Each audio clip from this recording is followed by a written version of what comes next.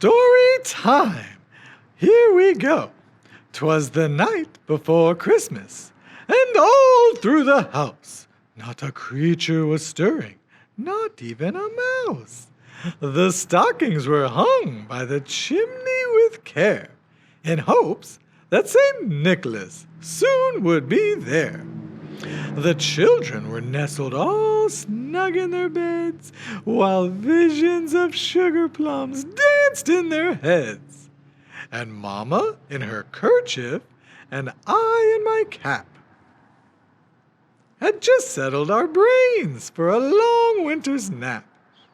When out on the lawn there arose such a clatter, I sprang from the bed to see what was the matter.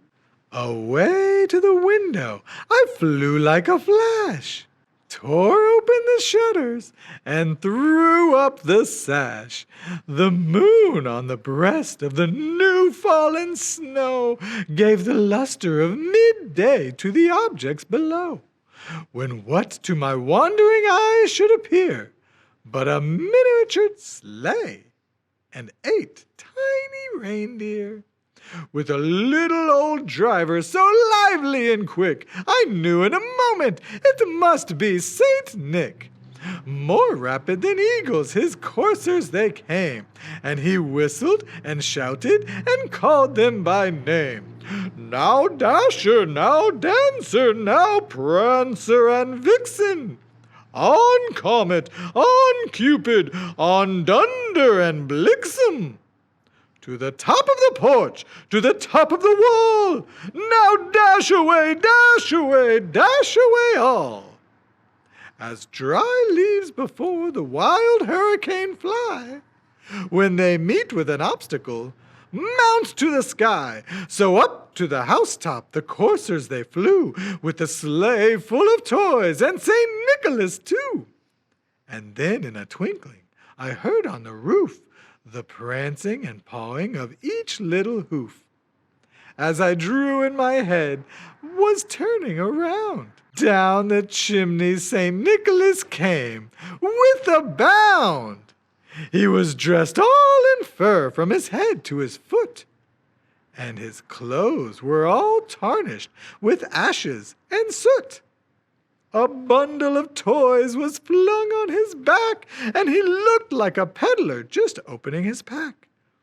His eyes, how they twinkled! His dimples, how merry! His cheeks were like roses, his nose like a cherry. His droll little mouth was drawn up like a bow, and the beard of his chin was as white as the snow. The stump of a pipe he held tight in his teeth, and the smoke it encircled his head like a wreath. He had a broad face and a little round belly that shook when he laughed like a bowl full of jelly. He was chubby and plump, a right jolly old elf, and I laughed when I saw him in spite of myself. A wink of his eye and a twist of his head soon gave me to know I had nothing to dread.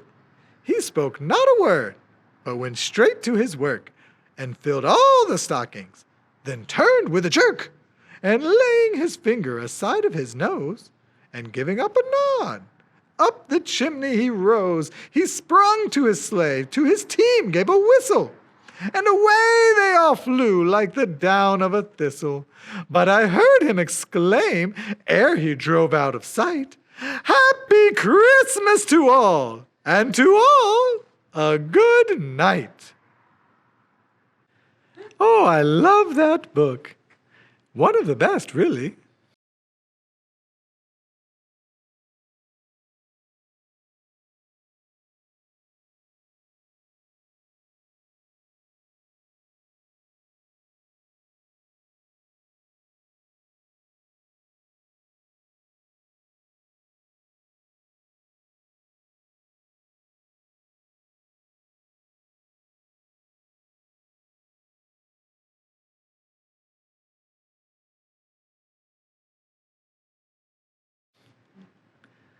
Oh, I remember when Papa Elf would read me that book every night before Christmas Eve.